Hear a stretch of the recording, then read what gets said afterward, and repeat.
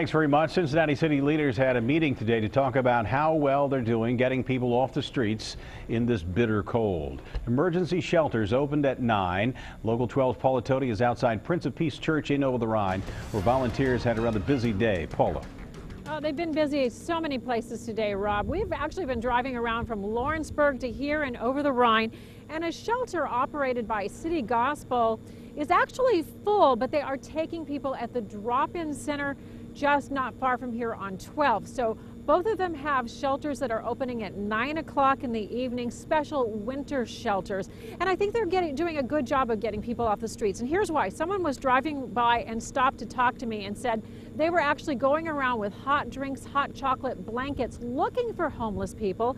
And they didn't find anyone, and they know kind of where to look because they've done this before. So that's a good thing. And speaking of hot drinks, we found them giving coffee to firefighters in Lawrenceburg. In Lawrenceburg, the MGP alcohol plant, or old Seagrams building, had an early evening fire inside an area where they dry some of the ingredients. Fire and bitter cold means ice and tough conditions for fire crews. Oh, absolutely.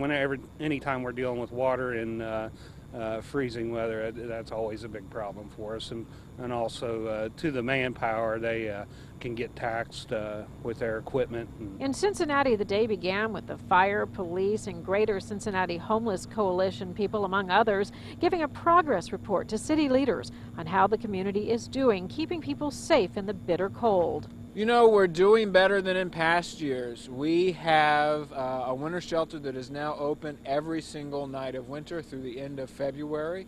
And so folks can know that they have a warm place to sleep tonight. And today, outreach workers were out attempting to bring people in. Looking under bridges, wooded areas, even cars, letting people know there is now a place to go. Until recently, emergency cold shelters didn't open unless the temperature dipped to 9 degrees or lower. Not far from the shelters of Over the Rhine, the busy Gateway Quarter was quiet, even for a Monday, but some did venture out. We are enjoying this beautiful evening and all these wonderful restaurants in the neighborhood. And imagine starting the newest Graeter's ice cream store, and this is your first Monday of operation. We have a great product, but it's not the ice cream weather. No. But we do have espresso now, and people are stopping in to get espresso. And even though the last hot drink was purchased at about 6:30, they were contemplating staying open until at least 9 o'clock tonight. And I can tell you, my coffee is long cold. Now, as for that fire, we are told that 2 contract workers with the plant were actually taken to the hospital, but we don't believe their injuries were serious, but that has not been confirmed. There's not an update on the condition at this point. And back here at this shelter, really an eerie quiet out here tonight. Hopefully that's a good thing. Hopefully people are safe inside, keeping warm. In Over the Rhine, Paula Toti, Local 12 News.